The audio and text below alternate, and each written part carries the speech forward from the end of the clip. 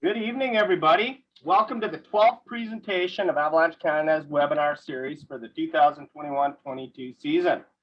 So stoked to have you folks here this evening. My name is Brent Strand. I'm going to be the producer for the evening. We've got Alex Cooper online in the background. He's going to be the moderator and looking out for your questions in the Q&A box. We hope you're all having a good season playing in the backcountry. Avalanche Canada's mission is to help educate backcountry users so you can play safe in the mountains throughout the winter. We want you all to know more, go farther, and come home. First off, we'd like to acknowledge that our session is being hosted in the territory of 4 nations, the Sinixt, the Secwepemc, the Ktunaxa, and the Syilx. As a national organization, we also acknowledge the many First Nations, Métis, Inuit nations whose lands we live and recreate on. We'd really like to thank our sponsors who've been supportive and loyal to us through this they're challenging economic times and working with us to reach new backcountry users such as yourself. With our government partners, our program partners, our premier sponsors, supporting sponsors, and our contributors that help us. As a nonprofit organization, we really appreciate this support. This webinar is sponsored by Garmin. Garmin is a supporter level sponsor. They're providing all of our field teams with 13 inReach devices, as well as a professional flex plan for the use for the 6 months during our working season. Our 6 field teams use the Garmin inReach devices as they serve an important safety communications tool out there in the field. And as I mentioned, we are a nonprofit organization, so all your support is super awesome and always helpful to help us out. If you want to do any donating, there's a link in the chat box. Alex is going to pop that in there, and you guys can click on that and help us out. So a couple of little housekeeping notes. Everybody's muted when you come on. You have no access to video cameras. There's going to be an opportunity to have questions. It'll probably be at the end of the discussions. We have a couple of presenters tonight, so the Q&A will be at the end of their presentations. If you want to have a verbal question, you can hit the hands up button. I'll unmute you. You can ask that verbal question with the presenter, have a little talk with them. Otherwise, just type your Q&A, your questions in the box, in the Q&A box at the bottom, and we'll go from there. Please refrain from putting your questions in the chat box. They're hard to track in there, and we're going to be utilizing that for web link resources and stuff along that lines. So tonight, we're going to talk about the North Rockies and Northwest Inland conditions update. We're combining both these regions together. They're up in the north, and in the North Rockies, we're going to have our lead field technician, Martina Halick, and she's going to give you an update on the North Rockies region. And then we're going to be followed up by Emily Jones, who's going to do the Northwest regions. Avalanche Canada's we're pretty stoked to have a new field team up in Smithers. That's brand new for us this year. We've had the North Rockies field team for a couple years now. We've had a bit of an interesting snowpack, I know, more down south in British Columbia, but we'll see what the ladies have to say about what they're dealing with up there. Martina, she brings a ton of experience to the backcountry. She's been with Avalanche Canada for 10 years now. She's currently the lead field tech for the North Rockies field team. Her favorite place to ride is out in the Renshaw area, which has led her to move to that small town of McBride, which she calls home now. Emily Jones has spent the last 8 years living in winter, working as an avalanche technician and forecaster for ski areas in New Zealand, Colorado, and British Columbia. She has a strong passion for teaching and mentoring, and before joining Avalanche Canada's team, she also worked as an avalanche educator. She is a super welcome addition to our team. So without further ado, I'm going to pass it on to Martina to start us off, and hope you folks enjoy the presentation this evening. Thanks, everyone. Thanks so much, Brent. I'm just going to share my screen here. Oh, it's saying that you're still sharing. Oh, there we go. Yep, you should have it.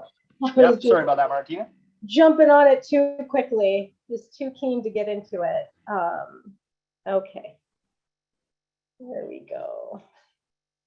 Get this started. And Brent, can you just tell me if you can see my screen now? That's good. Yeah, they all look great. Perfect. I'm just going to get the videos out of the way. Awesome. So I know that we said that it was the North Rockies report that we're starting with, but I threw in the Northern Caribous as well, just because there's a bit more of an area that we cover with the field team. And so these are kind of like the main areas that my team covers. And we do dip into the northern caribous as well. So I'm just gonna get my laser pointer here. And just to familiarize you guys, for some of you that might not be too familiar with riding in the North Rockies and the Caribous, I'll just point out some of the main areas that we go to. So in the Rockies, we do a lot of stuff around McBride, which is in this area here.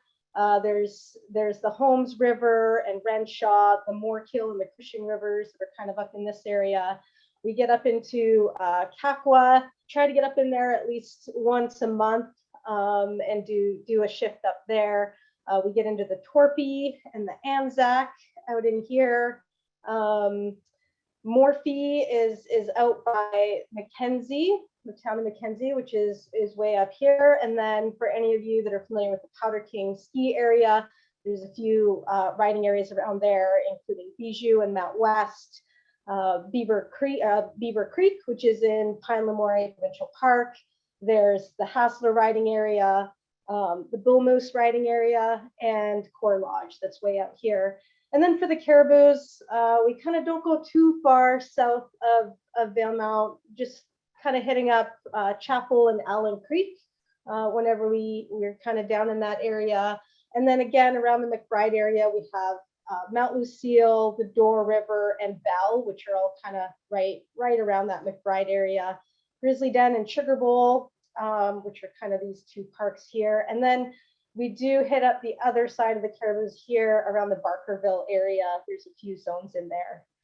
So I'm just sort of curious where everyone's joining us from today.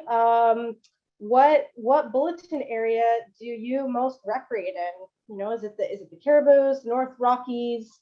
Are you more here for Emily's talk and you mostly ride or ski in the Northwest Inland, Northwest Coastal, or other? Maybe you're just curious, you know, maybe you're from, I don't know, the Kootenay boundary or down by Revelstoke or something. So let's see where everybody's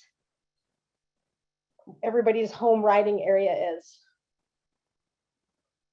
Okay. Oh, lots of people from the North Rockies. Oh, yay. Okay. Good. So I'm hoping that you guys will get something out of this then. Nobody joining us from the Northwest Coast, but quite a few as well from other bulletin areas. So if you haven't ridden in some of these other areas, then, you know, maybe at some point you're going to want to plan a field trip because there's some pretty neat spots to get into. Okay. So I was going to start off with just a summary of some of the notable incidents and notable min posts that we've had in our regions throughout this winter. And the first, unfortunately also the worst, was an avalanche fatality that occurred on November 27th. So the very beginning of our season. So that occurred in the Hassler riding area. You guys can see this little dot here. This area is kind of accessed from the Highway 97 here. You come up this valley and up into this area. And zoomed in, sorry, this is the same dot here, in a straight line. This is Powder King Ski Hill here and Pine Pass. So in a straight line, it's really not that far away, but you do access it from a different area. And this is mostly a snowmobile area. There are some good ski lines, but mostly it's snowmobilers utilizing that area. So this was a min post, a Mountain Information Network post that was posted shortly following this incident by someone who was involved in the incident themselves. And so from that, we have a few of the group details. So there were 4 in the group.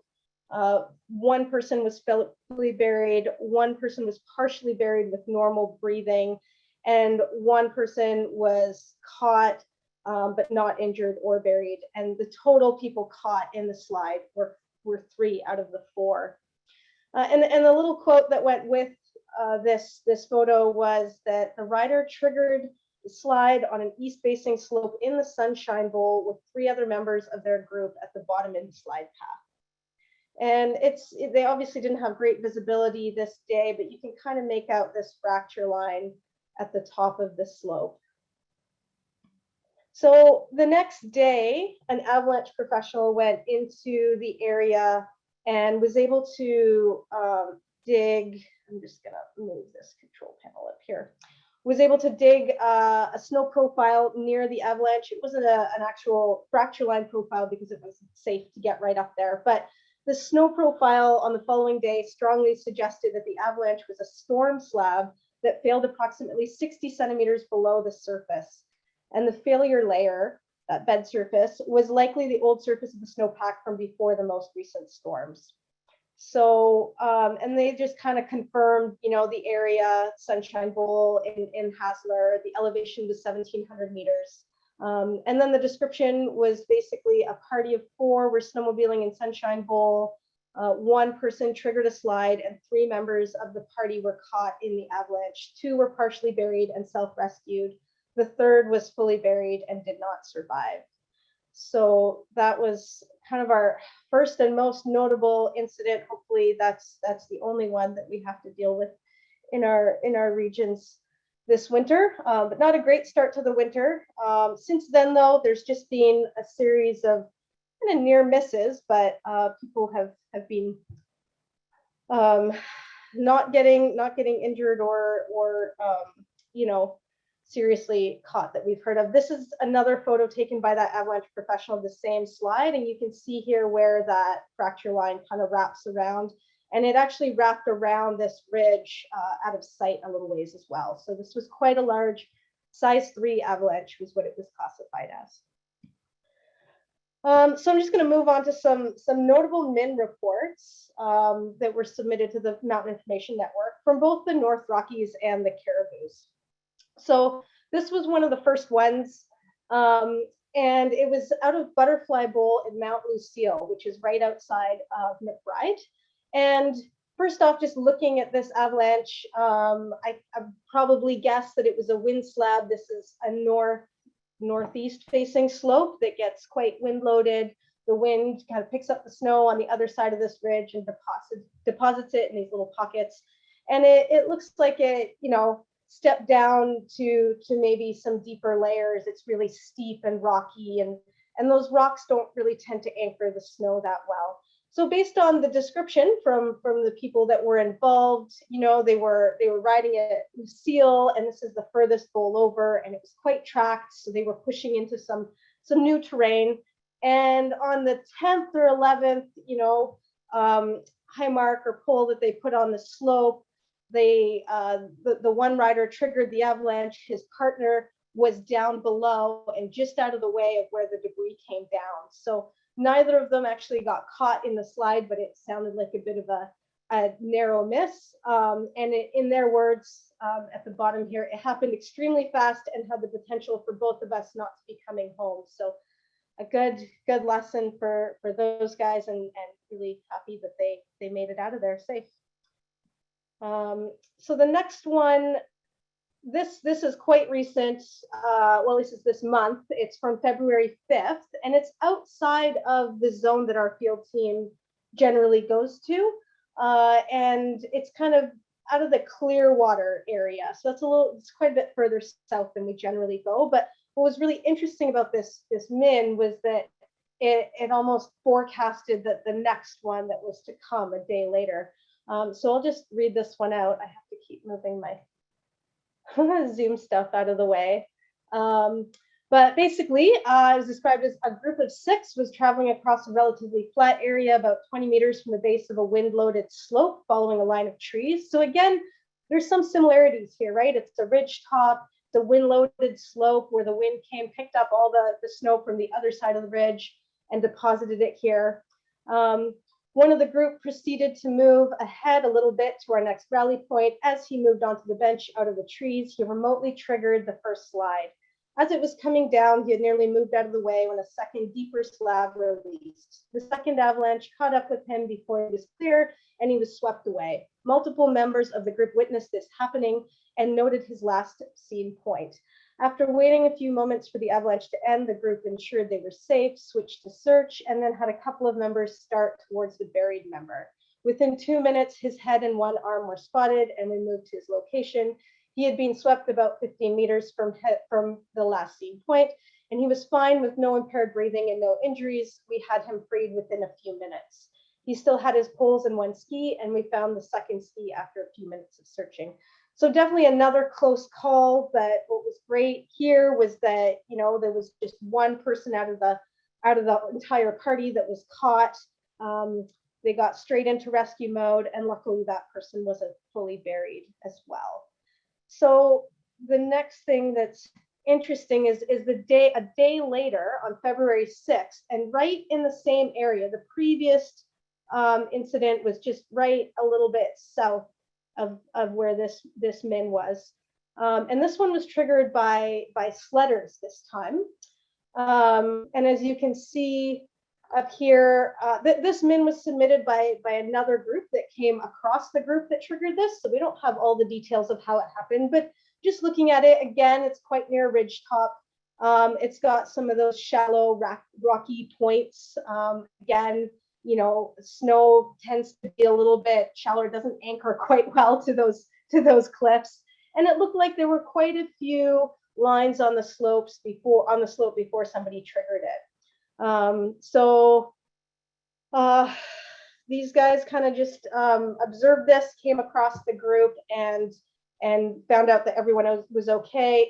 They did say that somebody, or that at least one sled was fully buried, but I'm not sure if there was another person fully buried, but everyone seemed to be okay out of this. So what was really interesting about this was that, you know, there were two men reposed sort of back to back where people had close calls. And what's great about this is that we can use the mins, you know, potentially before we go out, you know, we can see what sorts of experiences other people have had, and then base our day around that.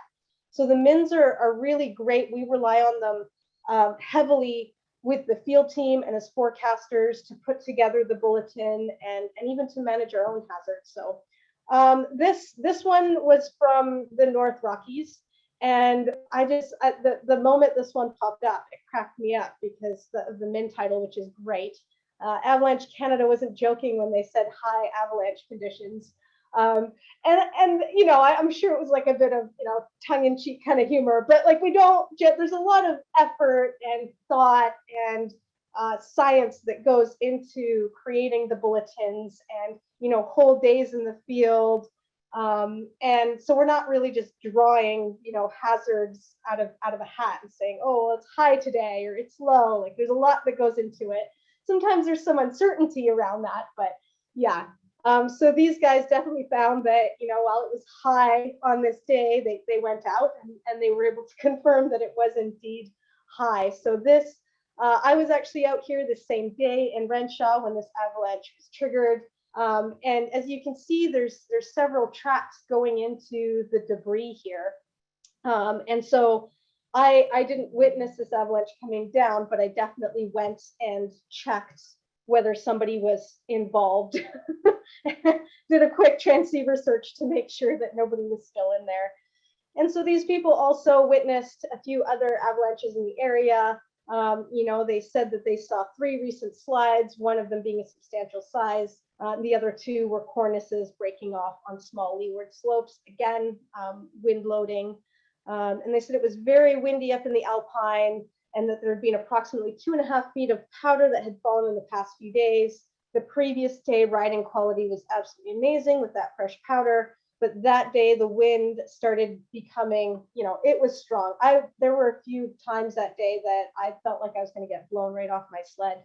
So there was a lot of wind effect in open Alpine terrain. A lot of snow was being moved. A lot of cross loading was happening on specific slopes. So you know, I've kind of explained, you know, how the field team and forecasters use the min, but I'm curious, how do you guys use the min? You know, is this the first time that you've heard about the Mountain Information Network? Have you never posted or read mins before?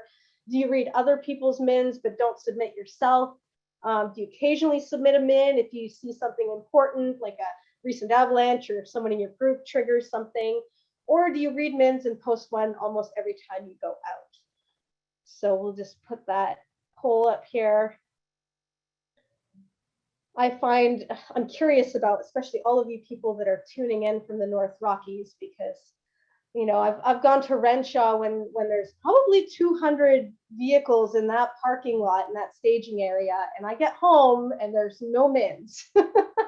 So this is kind of a plug for the min too, to try and get more people submitting. The more information we get, the better the bulletin is going to be, the more we're going to know about conditions. And our answer is here. So there's a few of you that have never posted or read the mins before. Hopefully for that 17%, I've converted you. That's my hope. Even if you're not going to post them, it's great to just even see what writing conditions are going to be like for where you're going to go that day, right? Some of you read but don't submit, and a very small percentage of you will post one almost every time you go out.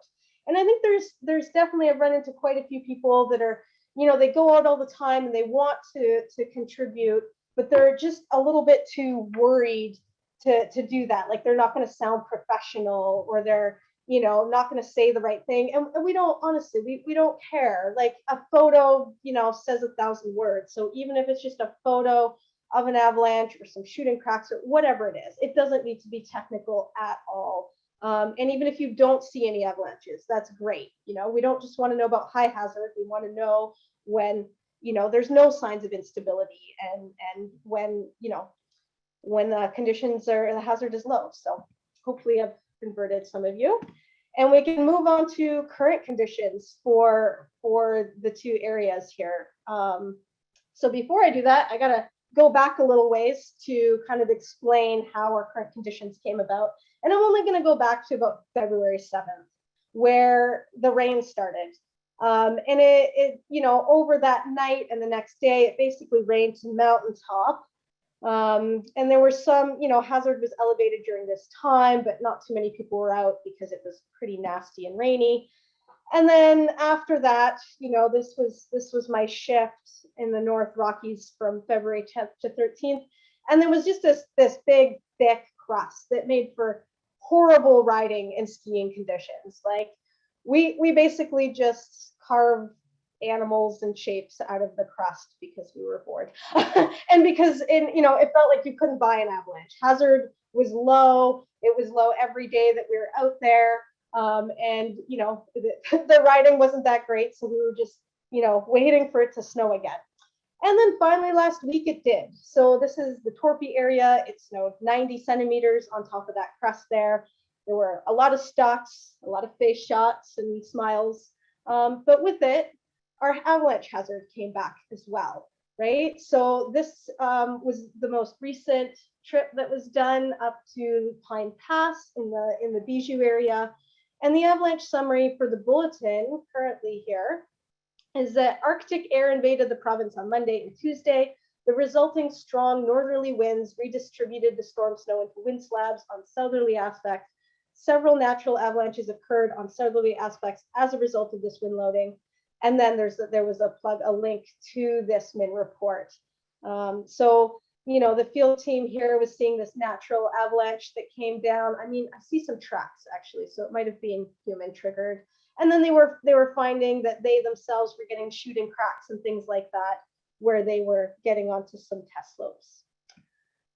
So the current problem is wind slabs, and they exist on various aspects. Here we can see they're basically on all aspects, all elevations in the possible range, and size 1 to 2.5 basically. So last weekend storm initially came in with southwest winds, but with the intrusion of Arctic air, it got really cold, got windy. The wind switched to the northeast, building slabs in less common locations, right? Normally all of our wind comes from the southwest, really builds up cornices and the snowpack on north and east facing slopes.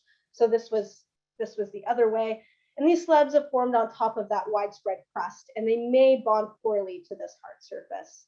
So if I was to, choose a piece of terrain here quickly,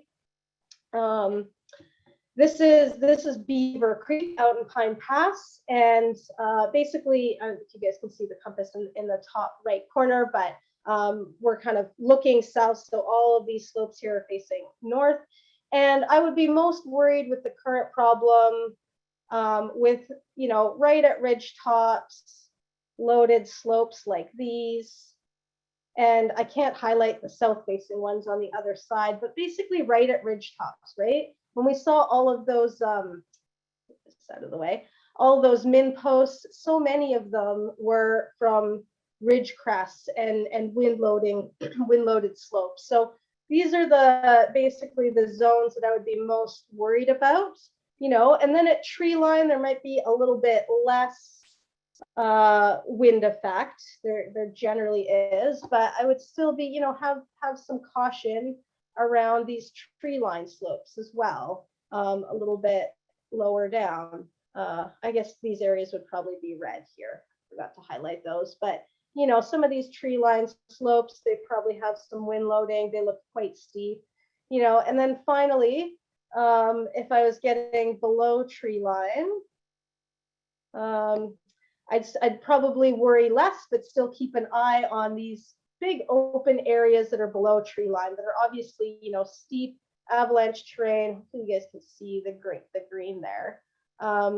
You know, you'd probably be less likely to have a big wind slab that's capable of producing a large avalanche below tree line, but with the current conditions and how extreme the winds have been, you know, it's not unheard of. So I would be, you know, doing some testing, checking out those slopes, maybe testing out some smaller slopes and seeing if I get anything to crack or go before venturing out into those zones. So looking ahead at the weather forecast, you know, Thursday night, you know, overnight tonight, it's going to be, you know, cloudy. The cold temperatures are going to remain around -15, light to moderate winds. And each day as we progress, it's going to get a little bit windier. And the winds are going to switch around from northwest on Thursday night tomorrow to westerly winds. So that's kind of our usual. It's going to be loading. That's a terrible circle. Loading east facing slopes and probably north facing slopes a bit as well. Same with Saturday. So we're returning back to our typical loading patterns. And the winds are going to be strong to extreme. So with light winds, it's not quite enough to pick up any snow and move it and affect the snowpack. But once we get into moderate, strong, especially extreme, that's when we really start to see these wind slabs pick up and form.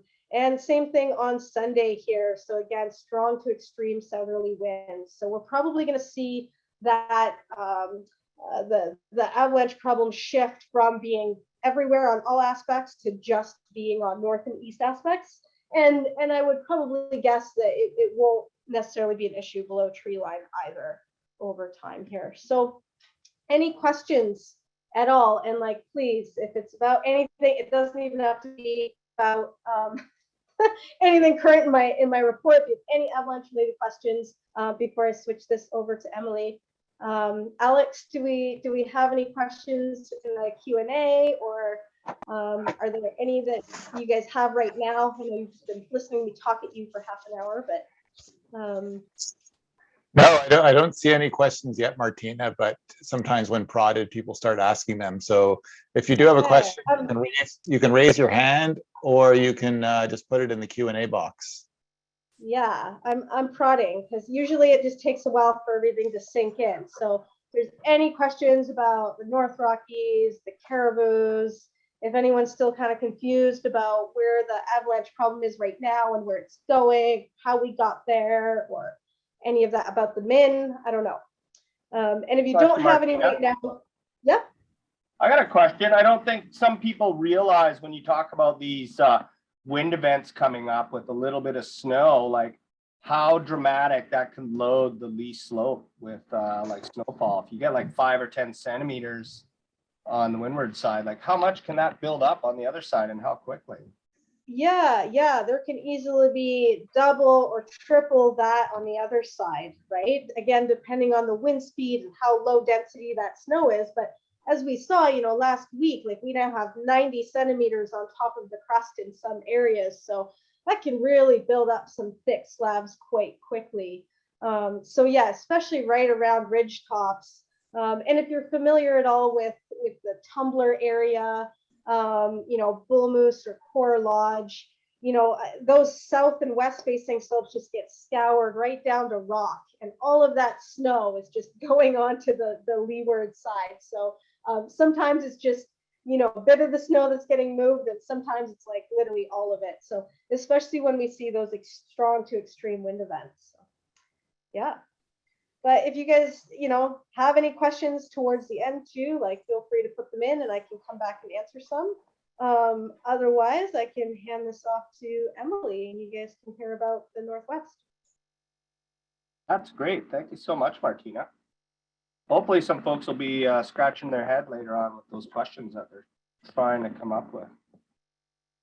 And maybe Emily will get the juices flowing upstairs. Maybe. All right.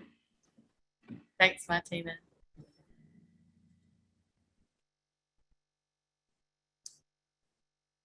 All right, straight into it then, hey? Cool. So yeah, like Brent said in the intro earlier, I'm Emily and I'm here. I'm a field technician on the Northwest field team. And I'm going to talk a little bit today about the current conditions that we have in both our Northwest coastal and inland regions. Go a little bit into detail of how the season has set up so far, what the snowpack conditions were like throughout the winter. Talk about some case studies like Martina did for avalanche incidents that we have had in our regions, and then speak a little to the forecasting process, so the hows and whats of avalanche forecasting for the Northwest. But firstly, you guys know a little bit about me, and I don't know anything about you, so Brent's just going to help me out here and set me up with a little poll. And while you do Well, we'll that, get you to share your screen. yeah, while you do that, I will share my screen. Perfect.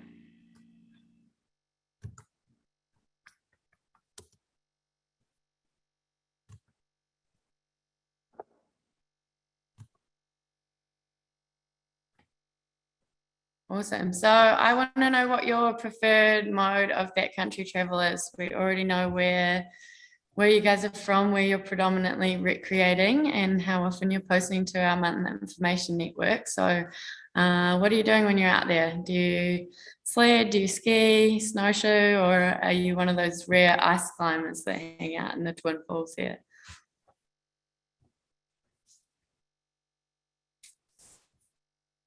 No climbers, but lots of skiers and a few sledders and some snowshoers. Awesome. Cool, guys. Great to know.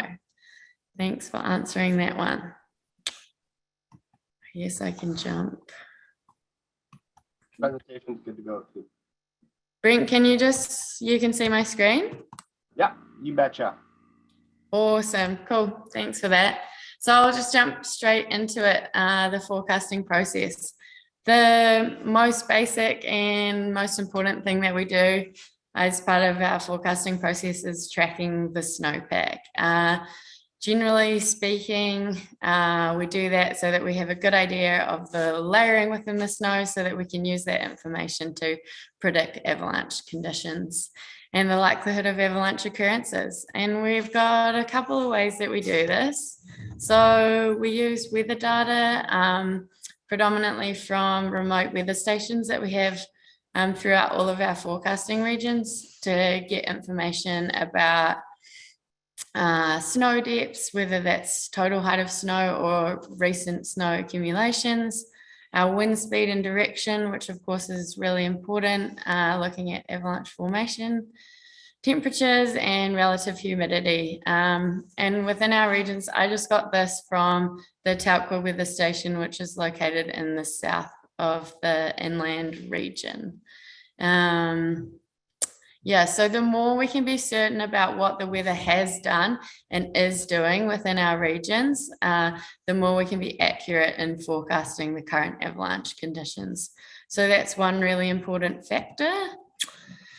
The second one is avalanche occurrences. So we go out and we specifically look for avalanches that have happened. And you'll see on the right there just an example of a crown line or a fracture line profile. Martina kind of alluded to that earlier in her incident reports, but that can be interesting information for us to see what layers exactly those avalanches did fail on. So the distribution, so where we're finding avalanches within our terrain, the size and the frequency of them, all of those factors really play into how we build our bulletin and give us a lot of good information for that.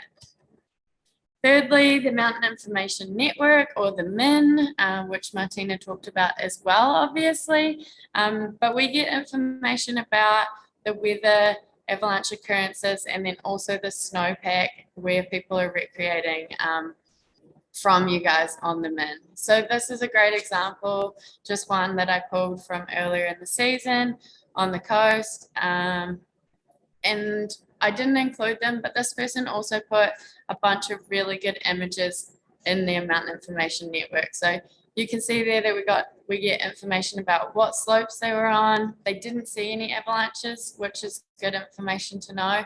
And then they are giving us information about the snowpack, and they included some pictures of that surface fall that they were seeing. So that's great. Photos are the best. Cool. And then additionally, we use a platform called the InfoX, or the Information Exchange. It's a shared database for all professional operators within all of our regions. So here in the Northwest, we have heli skiing, cat skiing operations. We have highway forecasters that work for CN Railways, and then a series of different highway operations that their operation is like their mine or whatever it is that they're doing is in the backcountry in avalanche terrain. And all of those operations have avalanche professionals working for them, producing their own forecasts and going out and getting snow, weather, and avalanche data. So that's a huge source of information for us. And one really great thing about the InfoX that I thought I would just share with you guys is that it also has this bonus feature of persistent weak layer tracking. So persistent weak layers, or PWLs, you probably heard us talk about, and especially if you've done an AST course.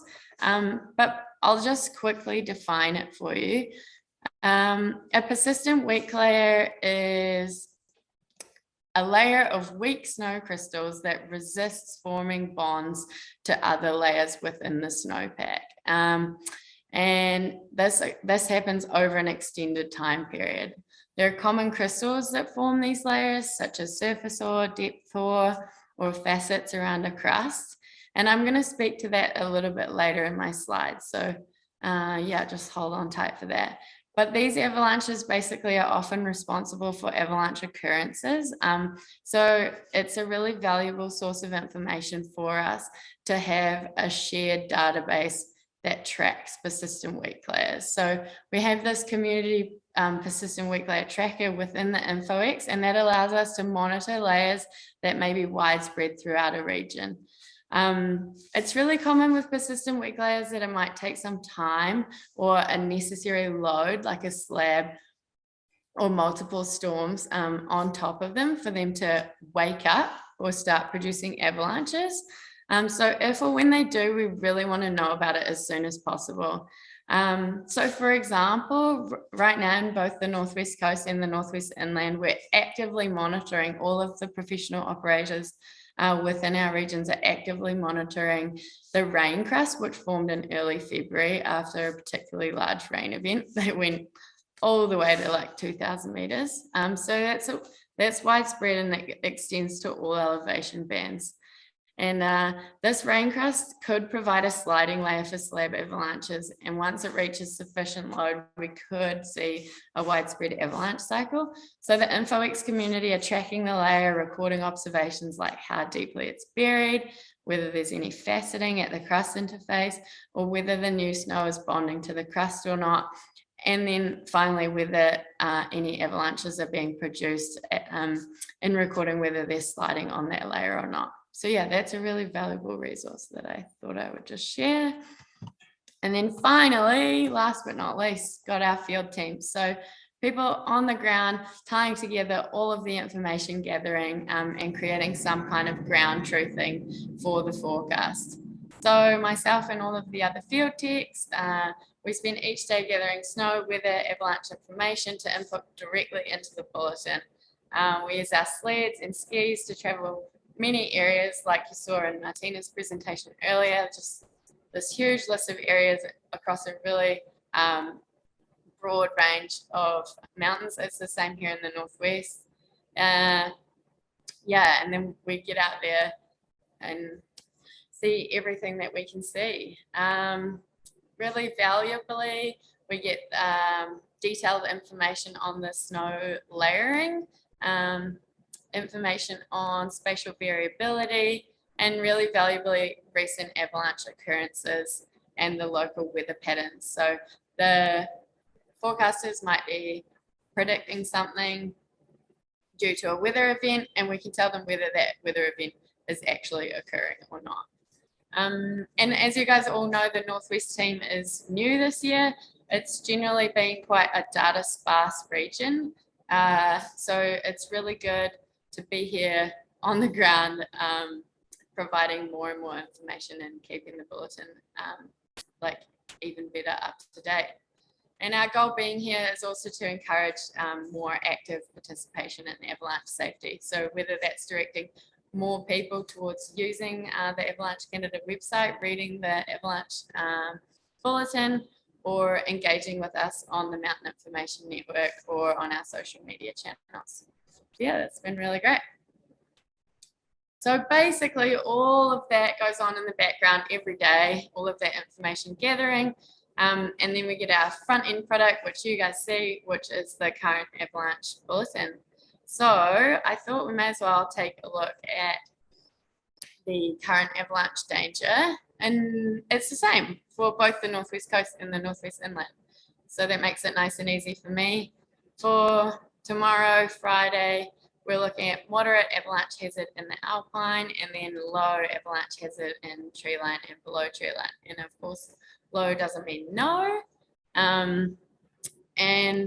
But I'm just going to define moderate for you guys and look at that Alpine elevation band and our Winslave avalanche hazard. So the avalanche danger ratings, moderate is the second level up, and we define avalanche hazard using both, sorry, let me just look. The likelihood of avalanches, and then the size and distribution of avalanches. And then we also give some terrain and travel advice. So the definition for moderate, when we look at the likelihood of avalanches occurring, is that natural avalanches are unlikely, but human triggered avalanches are still possible. So I think that's really valuable information for you to know when you are interpreting the forecast. And then the size and distribution of avalanche hazards when we're looking at of avalanches, sorry, when we're looking at a moderate hazard, is small avalanches in specific areas or large avalanches in isolated areas. And then so, like I said before, we also give travel advice at each level. And at moderate, the travel advice is heightened avalanche conditions on specific terrain features, evaluate snow and terrain carefully, and then identify features of concern. So for tomorrow, in the Alpine, these concerns would be to do with wind slab avalanches, so surface instabilities caused by wind loading. And because we've seen a switch in the winds, we did have outflow winds, northeasterlies, loading the south and west side of the mountain, and then now it's switched back to dominant west and southwesterly pattern. So then we've loaded the other side of the compass. We are finding those on all aspects, but yeah, the surface instabilities come with a lot of clues that we can use to identify potentially dangerous conditions. So when you are evaluating the snow carefully and identifying features of concern, you can look for recent avalanche activity, shooting cracks, whomps, hollow feeling snow or drummy sounding snow, or what we would call upside down snow. So when you feel stiffer snow overlying less dense or less cohesive snow, those are all really good indications or ways to evaluate the snow for Winslave hazard. Cool. Oh yeah, here's my slide about travel and terrain advice. So you'll notice on the bulletin page that we put at both the top and then at the bottom of the page, important terrain and travel advice. And the forecasters actually put a lot of effort and energy into coming up with creative ways to tell you to avoid wind-loaded features. There's only so many times in a windy, when the hazard is driven by wind, you know, that we can say, look for sheltered slopes and avoid cornices and ridge crests, but we really do mean it. And I would definitely suggest like scrolling down and reading this advice, because it's really valuable. So, you know, like I said before, you might not have known, but recent wind has been variable, so it's come from all directions. So you have to watch for wind slab on all aspects. And I really like this one here. Back off if you encounter whomping, hollow sounds, or shooting cracks. I once had a mentor describe to me traveling in avalanche terrain as playing short stack poker. So I don't know if you guys know what that is, but that's basically when you're running low on chips and you either need to be all in, very confident that your hand is going to be a winning hand, or not at all and back down and fold. And it's basically the same mentality when we're traveling in avalanche terrain. So if there's any inkling that you might not win this round, that you might have whomping, or which would mean you might have an avalanche, then you should back off completely from that objective. And I think that's really good advice for staying safe while you're out there. So I thought I'd pass that on. Right, so on to our season summary. I'm going all the way back. So this is a graph of the conditions or the weather that we had at Hankin, which is in the Northwest Inland region, at 1430 meters, so right in the tree line there, throughout the month of November.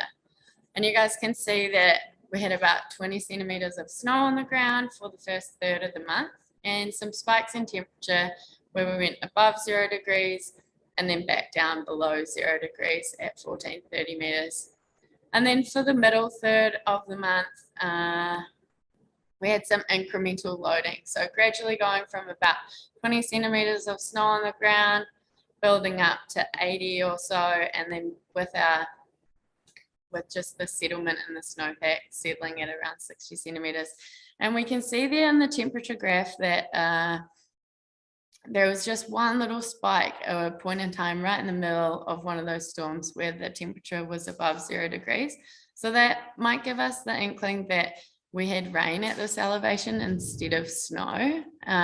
So that would be one that we're watching, wondering if maybe we had a rain crust there that formed in the middle of the month. And then you can see in the last half of the month, the snow really picks up. Temperatures were below 0 that whole time, which is great, but we basically double our snowpack from 60 centimeters to 120 centimeters in the last third of the month. So all of this information is really valuable, and we now know that we have enough snow on the ground by the end of November that we definitely could be producing avalanches. And we might be alerted to the fact that we have a layer in there that we have to watch out for. And I don't have a nice fancy graph for the coast. I didn't pull one for you, but we basically saw rain events dominating the early season weather on the coastal region. So we have reports of an early November rain crust, and then another rain crust, and then another rain crust. So several warm storms coming through during that month. So definitely layers to watch out for as we begin the forecasting season. And then during the early season,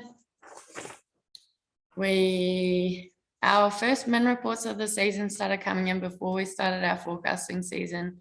On the 24th was the first forecast for the Northwest of November. But on the 10th, people were out recreating on the coast, and on the November 20th, people were out on the inland. And this photo actually shows an early season sledder accidental, a machine accidental that was triggered in the inland region. So definitely enough snow on the ground by the end of November for avalanche conditions to exist.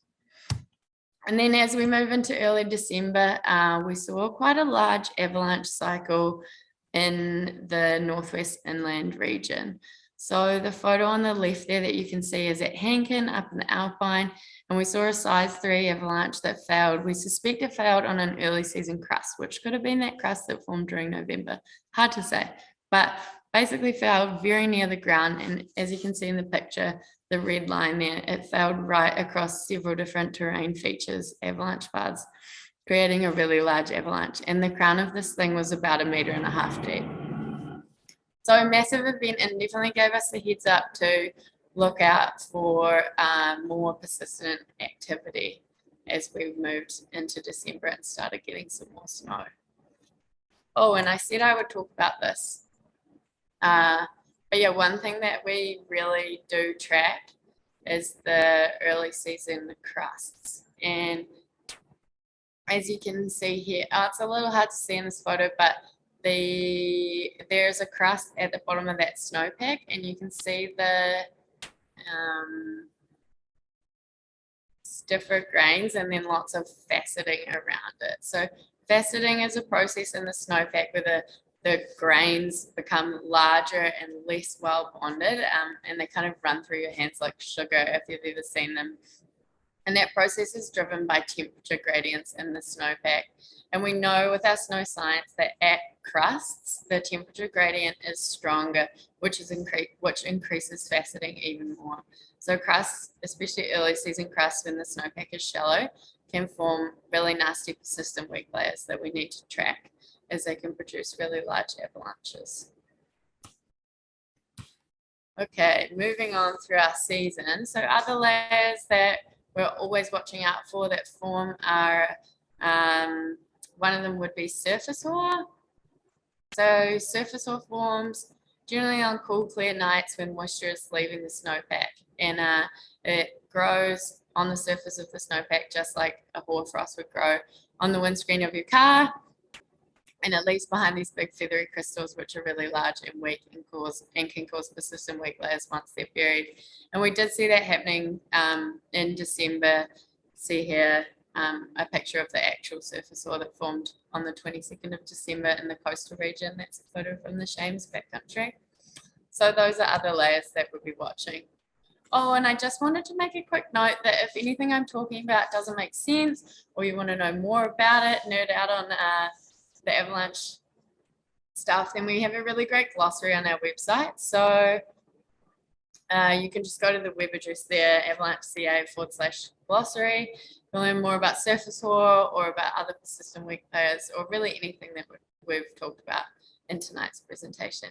That's a really great resource. Okay, moving on through December. So we had a significant cold snap around Christmas. So you can see there, this is the weather in the lead up to Christmas Day, Saturday the 25th. We were looking at highs of -18, -21, and -23. And this weather continued for anywhere from 5 to 7 days. And what that weather does is it drives faceting within the snowpack. So again, those strong temperature gradients creating layers of weak, poorly bonded grains. And this is definitely a layer that we saw wake up once it did receive the load. You can see here a classic wind-loaded slope, but this avalanche, we believe, failed up to 100 centimeters down on that drought layer of facets that was formed during the Christmas cold snap. And this avalanche is the same from the coastal region. This is up closer to Stewart, but failing on the facet layer once it got a slab formed above by new storms. Alrighty. And then moving into January, we had all the weak layers. Our regions turned into a surface hoar farm, and we had quite a complex layering set up by the end of January. So those drought layer facets I was talking about at the end of January were buried anywhere from 50 to 80 centimeters deep. We also had a surface layer form in mid-January, and that was buried about 20 to 30 centimeters deep by the end of the month. And then right at the end of the month, we had near surface facets and a surface wall layer form on the crust. And just to top it all off, on the coast, they had a nice little rain event in the middle there on January 22nd. So there was a rain crust that we were watching in that region too. So quite a complicated series of layers that we were tracking. So every day our field team would go out and see if we could find and identify these layers and whether we were getting snowpack results on them.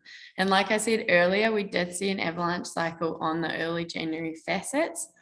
And similarly, we saw an avalanche cycle, especially in the coast on those surface wall layers.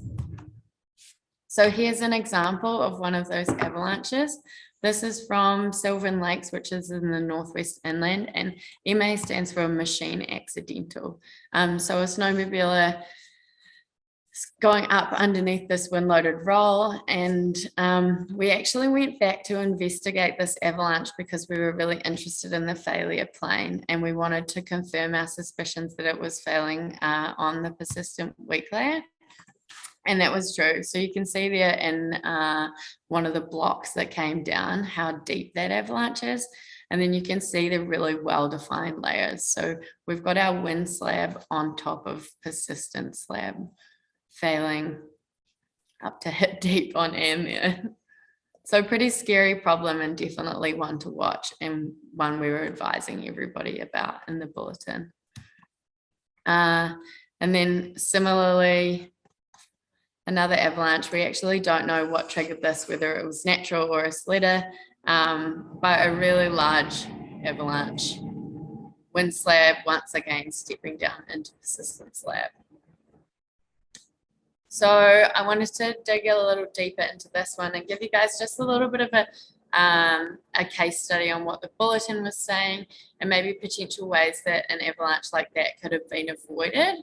So this is the MIN report from when the field team went out and investigated that avalanche. So a northeasterly aspect in the Alpine at 1625 meters. And they've clearly identified that it was a lee slope, so obvious wind loading on that feature. And looking back on to Saturday, the 22nd of January, when the avalanche occurred, we were rating the danger as considerable in the Alpine. So with Winslave as the problem. And if we match that up to where our avalanche occurred, you see that the bulletin is predicting the avalanches, yes, they'll be in the Alpine, yes, they'll be in northeasterly slope, and that avalanches are possible to likely, and that they'll be anywhere up to size 2.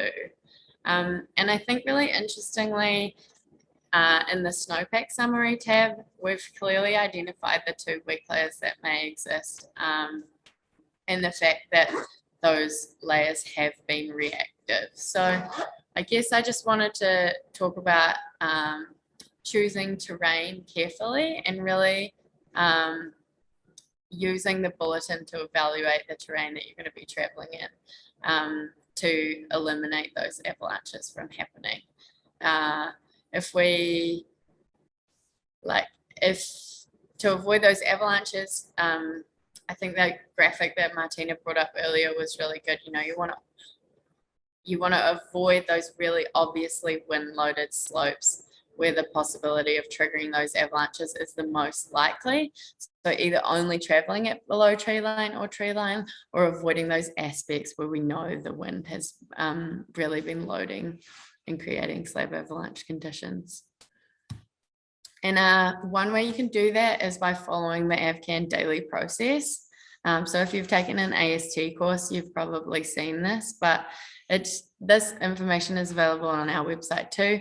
And it basically is just a really nice flow and a way for planning your day so that you don't get involved in an avalanche incident.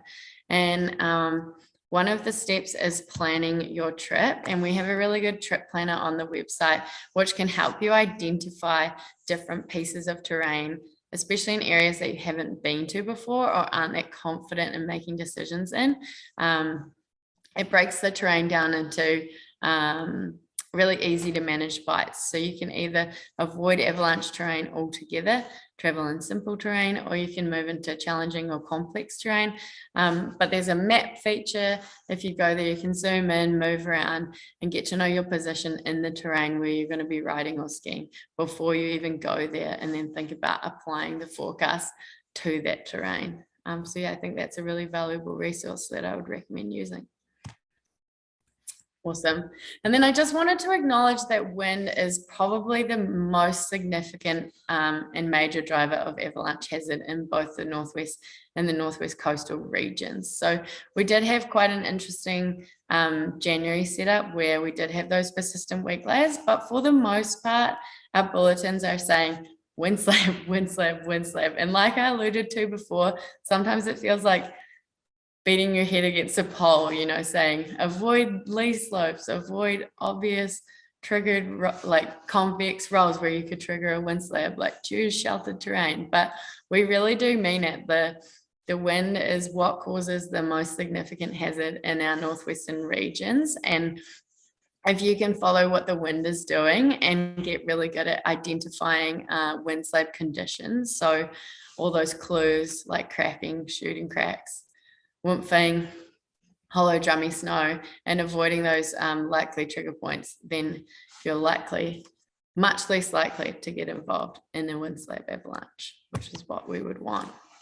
And I just have a couple more examples of wind slab avalanches here that can be pretty significant. So you can see the big blocks running down into the trees there from February and the babeans, and then also an avalanche involvement from early season, 6th of December in the Shames backcountry. So you can see the arrow there where the skier entered the slope, triggered the avalanche, and they were caught and carried all the way down, but luckily had an airbag and just broke some gear and didn't hurt themselves.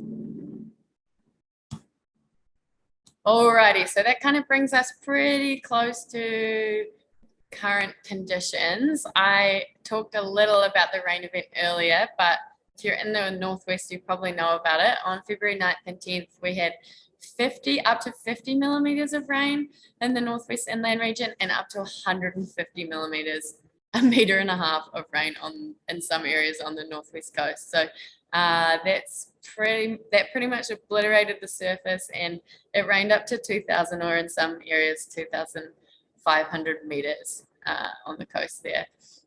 You can see that the rain crust is about 30 centimeters thick. It's created some nasty rain rattles, and then it also produced some natural avalanches at the time of the event. And since then, we've had 2 small storms, and we're seeing avalanche cycles occurring at the rain crust. We're seeing really poor bonding of the new snow at the rain crust interface at all elevations. So this machine accidental as well from the 22nd, that was in the inland region. And you can see in the background here, that's a picture from Shames. So really widespread natural activity indicating the poor bonding of any new snow to that rain crust. So we're really still in the healing process, and kind of have our persistent weak layer red flags up for this rain crust. It's definitely something that we're watching moving forward.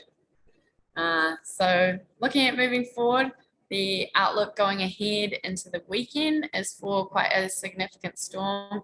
The ridge of high pressure is pushing off, and we're going to see southwesterly flow with kind of upwards of 30 centimeters on the coast, with moderate southwesterly winds, and then a little bit less precipitation, but still quite a lot of snow throughout the weekend, and moderate southwesterly winds. So we will definitely expect to see an increase in avalanche hazard and avalanche activity, probably driven by wind slab that's going to be poorly bonded to that rain crust. And there's a nice little graphic of that low as it's slamming into the coast.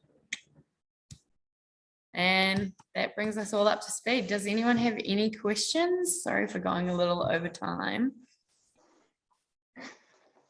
Emily, great presentation and great Thank summary you. about what you've been dealing with up there. Looks like quite a complex season. So I'm glad we have a field team up in the Northwest that can track all this and help out our forecasting up there.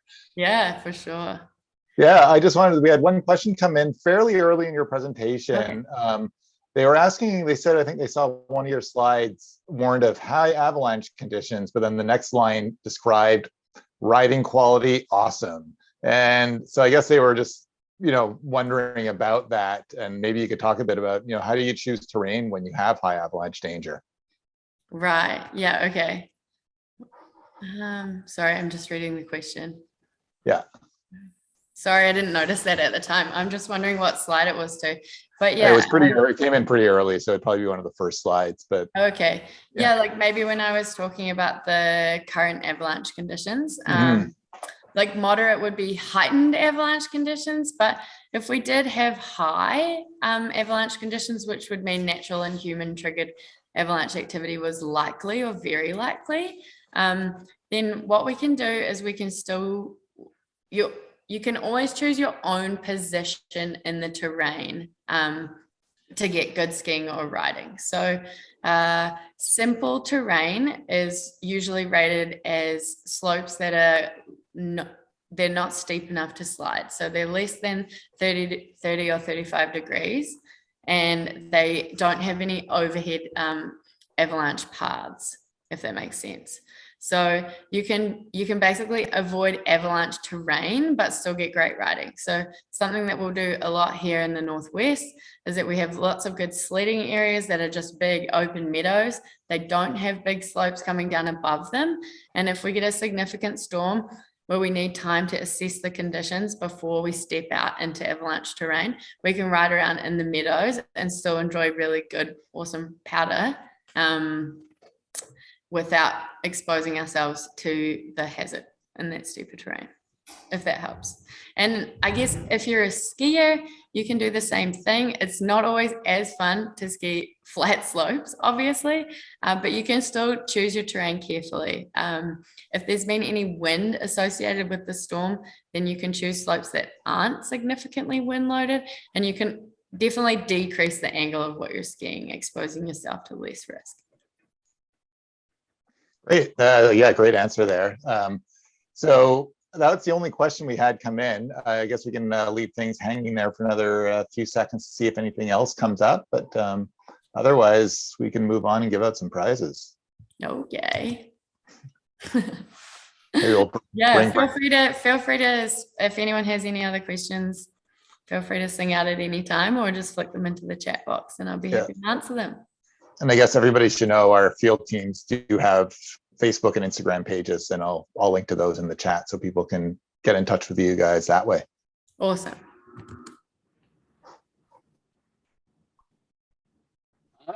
Thank you so much, Emily. No worries. It's so great to hear, all those observations, all that information, all the work that you folks are doing out there in the field. Helps us get better forecasts, helps us get more information to the public. And, and it's also great to remind all the people attending tonight, like there's so much information at your fingertips before you even leave the house. Look at those min reports, check out our forecast, look at the mountain weather product. There's tons of stuff happening there. So as Alex said, we're going to lean in to give a few draw prizes out. Alex picked some names off the list here tonight. I got them ready, so I'm just making sure everybody stuck around for the whole thing. You can't win a prize if you're not here anymore.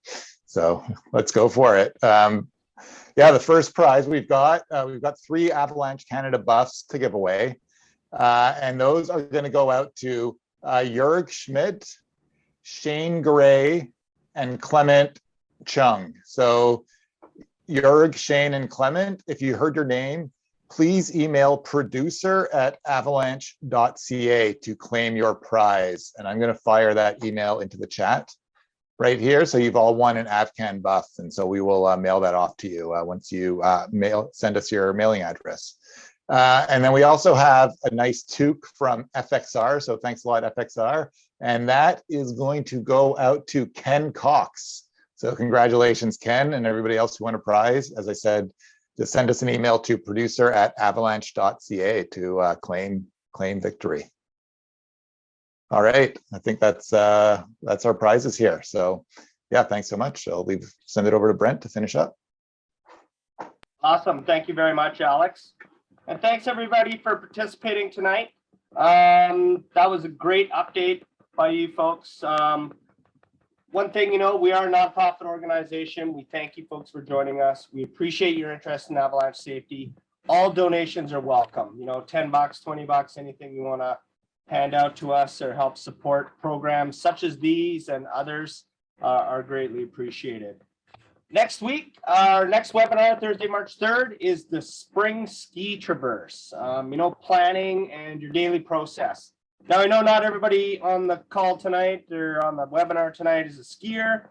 There's a bunch of sledders in there, snowshoers, but spring's coming up, and that's the time of year when you can really go out there and get at some of those big objectives. So, there's lots of information coming up next week. It's going to be our Yukon field team members, Drew Nyland and James Minifee are going to be talking about that. So pre-registration is required. And thanks everybody for joining us tonight. We really appreciate your show of interest in avalanche safety and awareness out there. So we hope you have a good rest of your winter because it ain't over yet.